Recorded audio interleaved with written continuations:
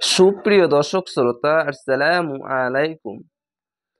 তাসদিদের পরে তাসদিদ, এখানে দেখেন এটি হচ্ছে তাসদিদ, এটি হচ্ছে সাকিন বা জজম।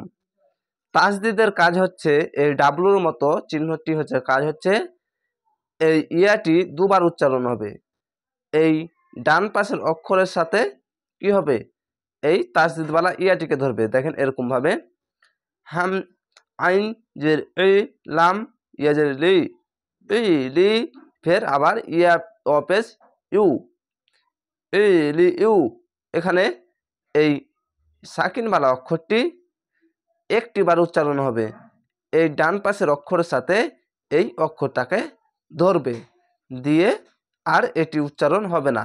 তাসদিদওয়ালা অক্ষর দুটি বার উচ্চারণ হবে, ডান পাশের অক্ষরের সাথে হবে, আর এটি নিজে নিজে একটি বার উচ্চারণ হবে। তার জন্য এই তাসদিদওয়ালা হচ্ছে দুইবার উচ্চারণ হবে, আর সাকিনওয়ালা একটি বার ডান পাশের অক্ষরের সাথে খালি শুধু মিলে যাবে। তারপর নুন যাবে না, ই লি ইউ না। দেখেন ই লি ইউ না।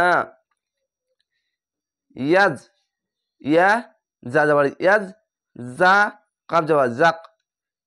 এখানেও তাসদিদ আছে, তার জন্য এটার সঙ্গে এটা মিলে যাচ্ছে। ইয়াজ জাক, কাফ খাড়িবার কা, ইয়া জাক কা।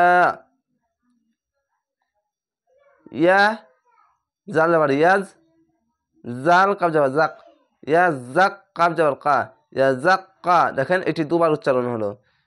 ইয়া জিম যাবার ইয়া, জাল যাবার ইয়াজ, যা কাপ যাবার জাক, ফের এবার কাপ যাবার কা, ইয়া জাক কা র পেসরু, ইয়া জাক কারু।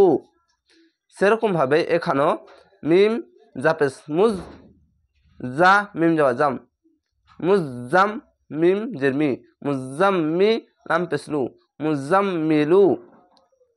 মিম দাল পেস মুদ, দাল যাবার দা, মুদ্দা। এটি দেখেন দুবার উচ্চারণ হচ্ছে।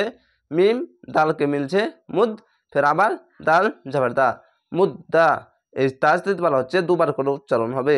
এখানে দেখেন তাসদিদ আছে, দুবার উচ্চারণ হবে। এই ডান পাশের অক্ষরে সা রজে সির, র পেস রু, সির রু, মুদ্দাসির রু। আইন লামজের ইল, লাম ইয়াজের লি, ইল্লি ইয়া ইয়াজের ই, ইল্লি ই, ইল্লি ই। নুন যাবার না, ইল্লি ই না, ইল্লি ই না। তো এখানে 3 আলিফ টেনে পড়তে হবে যদি অক্ষ হয়। জেরের পর সে ইয়া সাকিন 1 আলিফ টেনে পড়তে হয়, আর এখানে একটা সাকিনের 3 আলিফ টেনে পড়তে হয়। তো এখানে কোনো থামার জায়গা নাই, শুধু আপনাদেরকে তাসদিদ বা সাকিন নিয়ম বোঝার জন্যই ক্লাসটা নেওয়া হলো। তাহলে এরকমভাবে আমার ক্লাসগুলো দেখেন, ইনশাআল্লাহ আপনারা শুদ্ধভাবে পবিত্র কোরআন পড়তে পারবেন। তো ভালো থাকেন, সুস্থ থাকেন। আসসালামু আলাইকুম।